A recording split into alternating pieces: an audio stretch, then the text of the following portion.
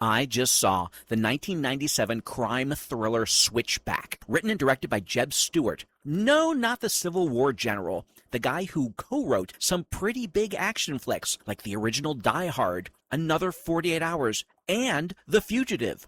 Switchback was his directorial debut, and he wrote it alone, though perhaps he should have stuck with a co-writer.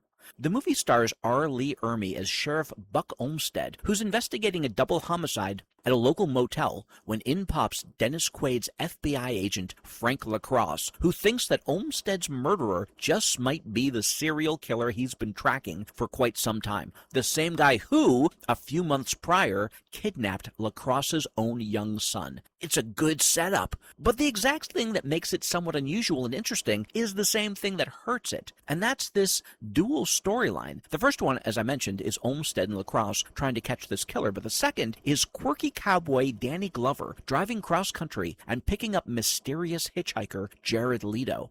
At the beginning of the movie, you think you know who the killer is, but when it becomes apparent that it's not who you thought, well, there's only so many people it could possibly be, and then it just all becomes way too obvious. But worse than that is the immense bullshit factor. I don't want to get too deep and give things away in case you do want to watch it, but the killer has left a message for LaCrosse on how he can find his son. But one, the message is kind of in code, and even after figuring it out, it just doesn't make any sense.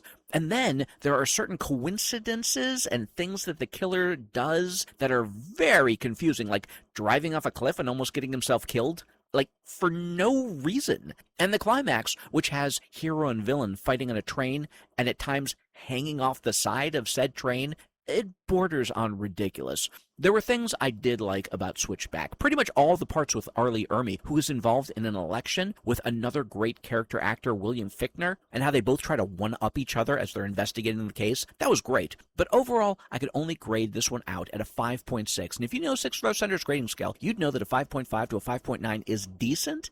And that's definitely what I think of Switchback. But don't take my word for it. Check it out for yourself and let me know what you think in the comments. Now I gotta run because the next movie I want to see is starting right this minute.